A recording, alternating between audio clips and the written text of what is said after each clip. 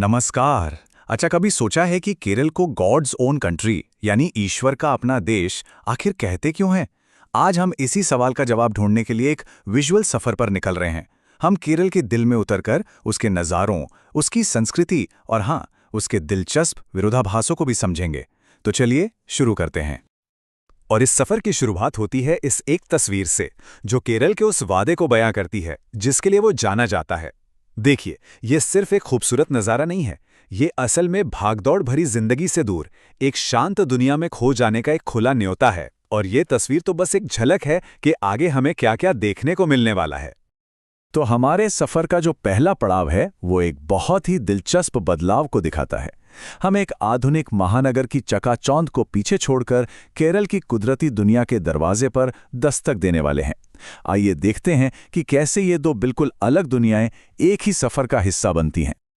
यहाँ इन दो तस्वीरों में इस सफर का पूरा सार छिपा है।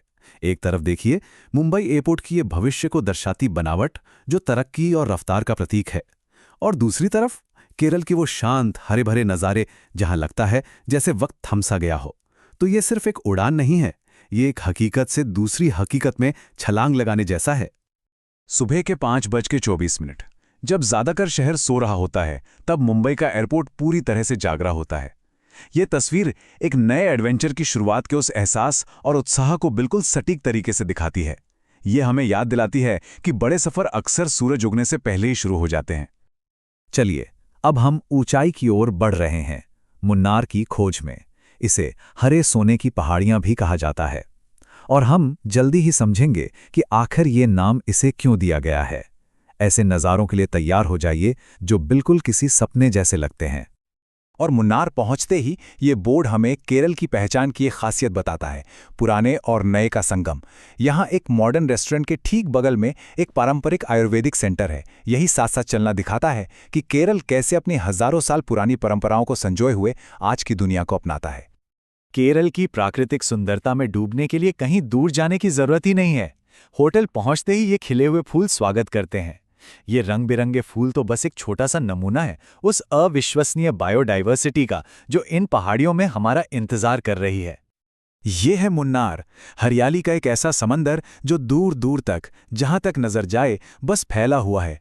ये घुमावदार पहाड़ियां जिन पर चाय के बागानों की चादर बिछी है, सिर्फ एक खूबसूरत नज़ारा नहीं है, ये पीढ़ियों की मेहनत का नतीजा है, जहां इंसान ने प्रकृति के साथ एक कमाल का तालमेल बिठाया है। इन चाय के बागानों के आप कह सकते हैं दो चेहरे हैं। एक तरफ ये इतने सुंदर हैं कि दुनिया भर से लोग इन्हें देखने आते हैं, लेकिन दूसरी तरफ ये इस इलाके की अर्थव्यवस्था का इंजन है। हजारों परिवारों की रोजी रोटी है, मतलब खूबसूरती और रोजगार सब कुछ एक चाय की पत्ती में ही समाया हुआ है। इन चाय के बागानों से जरा परे कन्नन देवन की पहाड़ियां कुछ अनोखे वन्य जीवों के लिए एक महफूज घर हैं। यहाँ इन घने जंगलों के बीच कुछ ऐसे संरक्षित जीव देखने को मिल सकते हैं जो दुनिया में और कहीं नहीं पाए जाते, जैसे कि हम आगे देखने वाले हैं।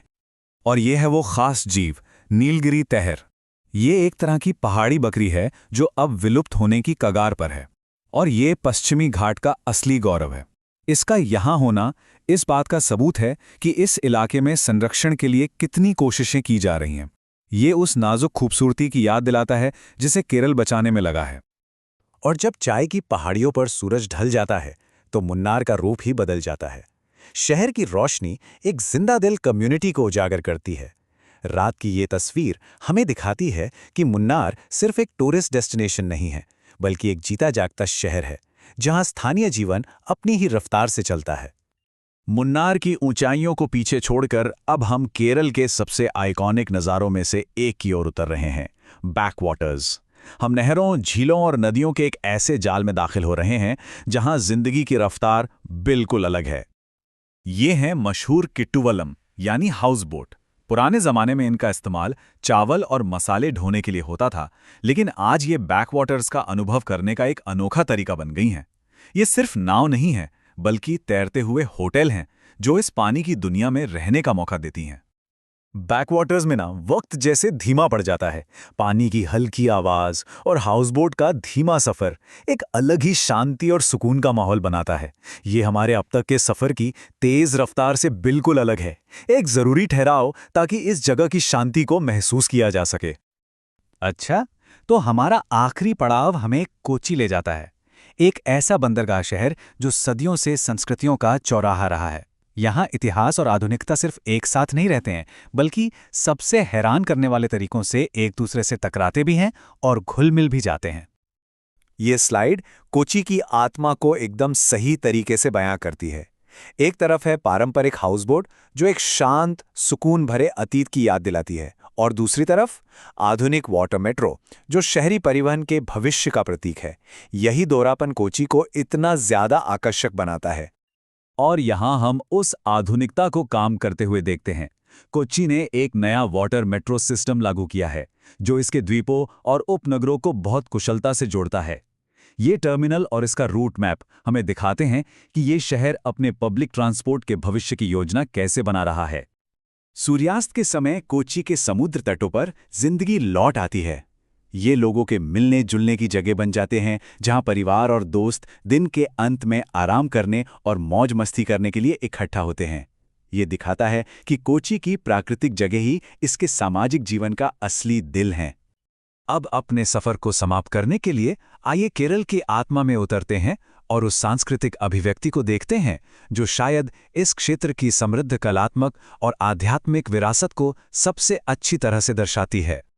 ये है कथकली, केरल का एक पारंपरिक नृत्य नाटक जो 300 साल से भी ज्यादा पुराना है। ये सिर्फ एक डांस नहीं है, ये महाकाव्यों को सुनाने का एक तरीका है। यहाँ हर इशारा, मेकअप का हर रंग और चेहरे का हर भाव देवताओं और राक्षसों की कहानी कहता है। ये केरल की आत्मा है जिसे कला में बदल दिया गया है। तो इस तरह हमारा सफर हमें केरल की असली पहचान दिखाता है। ये एक ऐसा ताना बाना है जो इसके हरे भरे नज़ारों के धागों, इसकी परंपराओं के चमकीले रंगों और इसकी प्रगति की धातु की चमक से बुना गया है।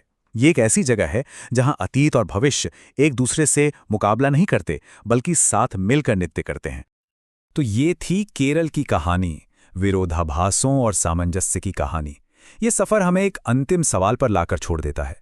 हर यात्रा एक कहानी कहती है। सोचने वाली बात है कि हर सफर की अपनी एक कहानी होती है, और वो कहानी क्या होगी?